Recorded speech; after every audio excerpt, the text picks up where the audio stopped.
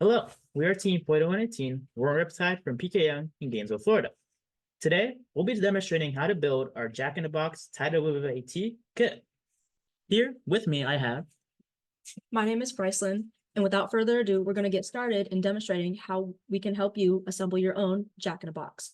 Our very first step is to put on our safety glasses, as it's important to protect our eyes from any solder that might spit, as well as any wires that we might snip. So, without further ado, we're going to come over here, and I'm going to give you the layout of the components that are included in the kit. So first included in the kit, you have your PCB, your surface mount jack, a 3D printed housing where you have the bottom and the top piece, one black wire and one red wire that are 7 inches. And those are the components included in the kit. So tools that you will need but that are not included in the kit are solder, a soldering iron, wire strippers, snips, and you do need a safe surface to solder on. So for this demonstration, I am using this self-healing mat. So without further ado, I'm going to go ahead and move away all of the components we do not need first, and I'm going to lay out our surface mount jack and our PCB. So the very first step in setting up our soldering iron is I'm going to take our soldering iron and we're going to tin the tip, meaning we're going to bring our solder to the tip of the soldering iron where we can see it melt just a bit, and then you want to go ahead and clean the soldering iron. This is just so you keep the soldering iron clean and it gets it kind of ready to put more solder on your components. So now looking here, we have our surface mount jack and our PCB. There are 3 metal tabs on the surface mount jack, 1 on the right side and 2 on the left side. And there are also 2 notches on the end of the jack. These 2 notches fit into the holes on the PCB. And if you look a little closer at the PCB, you can see a white outline where the jack will align. You should feel the holes. You should feel the tabs click into the holes just like this. And you can also see the tabs aligning with the pads on the PCB. You want to make sure that the square opening of the jack is facing towards the 2 other metal pads out on the back. And you also want to make sure that the circular end where you'll be plugging in a switch is in line with the outline on the front of the PCB. So now what we're going to do is I'm going to now teach you how to solder these pads together. I'm going to zoom in a little bit so you can see a closer look at the pads. There we go. What I'm going to do is I'm going to start with the side that only has 1 pad on it. And whichever side you're soldering first, make sure that that side is the closest to you so it's easier to see what you're soldering. The very first step, I'm going to place the soldering iron on the metal pad that preps the area ready for soldering, and I'm going to bring the solder into it. You're going to see it start to melt. And once it attaches on the pad, you want to remove your solder and your soldering iron.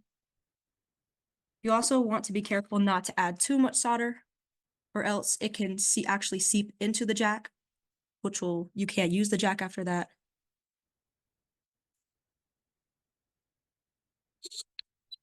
So here, it's kind of blurry. So here, you can kind of see there's just enough solder on it to where it covers the metal tab, but not too much to where it's not seeping inside the jack. Now we're going to turn this around and we're going to solder the other side the exact same way. So first I'm going to bring my soldering iron onto the pad and slowly feed the solder onto it. Once you have enough, you're just going to remove your solder first and then the iron. We're going to do the same thing this side. All right. So now that step is complete.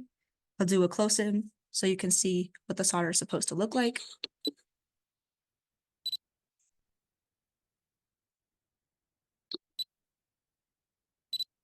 So now you can see that there's just enough solder to cover it on either side.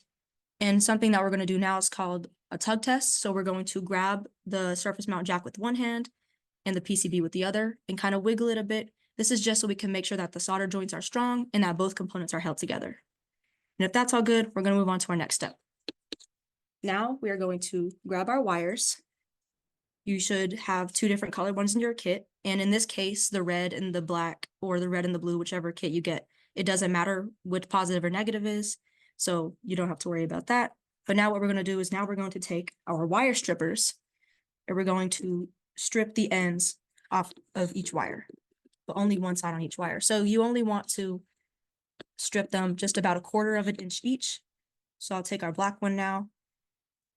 So now you can see you should only really have that much exposed. You don't need more than 1/2 inch at most.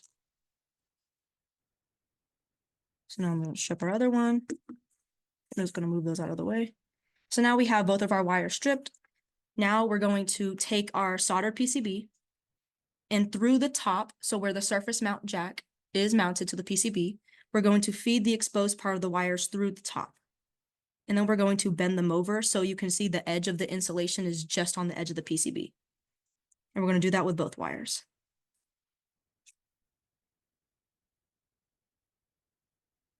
Now on the other side, where you can see the wires kind of sticking through, we're going to bend those over. And this is just so it helps the wires stay in a place so they don't move around while we're soldering.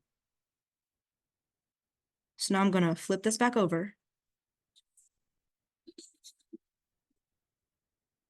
And this is what it should look like. We're preparing to solder again. So what we're going to do now is we're going to solder the exposed wires onto the pad and into the hole.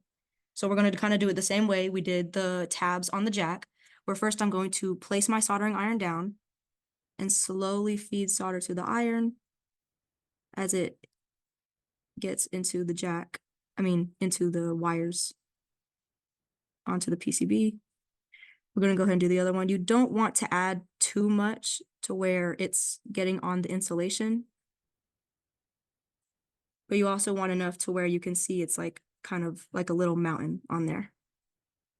So I'm going to clean my soldering iron and then I'm going to bring it closer to the camera so you can see what it's supposed to look like. You have it here where you can still see the wires coming off. This one might need a little bit more solder. You just want to be sure that at least the center where the wire goes in has enough solder so it doesn't pose the risk of coming out. All right. So now what we're going to do is we're going to flip it over. And you see that the black one, the black wire has solder that went through the hole, and that's good. We just want to make sure there's at least a little bit of solder on both sides so the wires do not come out. So now we're just going to solder a little bit more on this wire. There we go. And then I'll bring this side closer to the camera as well.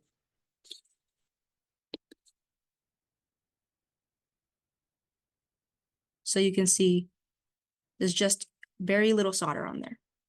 Okay, so now again, we're going to do the same thing we did with the jack and the PCB. We're going to give it a tug test where I'm going to put my right hand on the wires or whichever your dominant hand is and the other hand on the PCB and the jack and just kind of give it a little tug.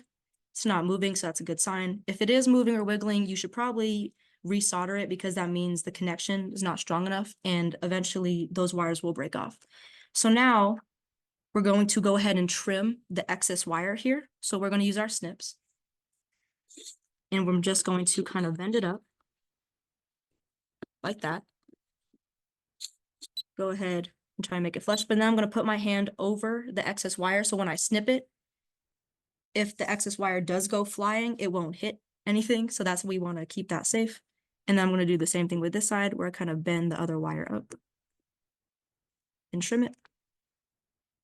All right, so this is what it should look like at the moment. You have your different color wires strongly connected to the PCB. And now we're moving on to our final step where we actually put this soldered PCB into these 3D printed housings. So you want to start with your bottom housing. It'll look like a box where one side has a U-shaped opening and then the other side has more of a box-shaped opening. You want to make sure when you put your PCB inside the box housing, it's flush with the bottom, but also the circular opening of the jack is pointing at the U-shape opening and the wires are on the opposite end. So you can see that the U-shape kind of lines up with the shape of the jack. And once that is flush in there, you're going to take your top and you can kind of notice how the shape of these two components, how the shape of these two components have a similar shape. So you know this is going to go on top of the bottom housing just like this. I'm going to go ahead and take one of the tabs on the side and put it in. Then I'm going to kind of wiggle it in there, and you will hear a snap once it's been attached, just like that. And now you can see that the opening of the jack is through the covering, and the wires are on the opposite side, and everything is covered. You can still perform a tug test and nothing is going on, but as far as making your jack goes, you did it. You've just made you've just made a jack in a box. We would like to thank you so much for watching our video, and we hope you are excited as we are for threading our First with AT initiative. Thank you so much.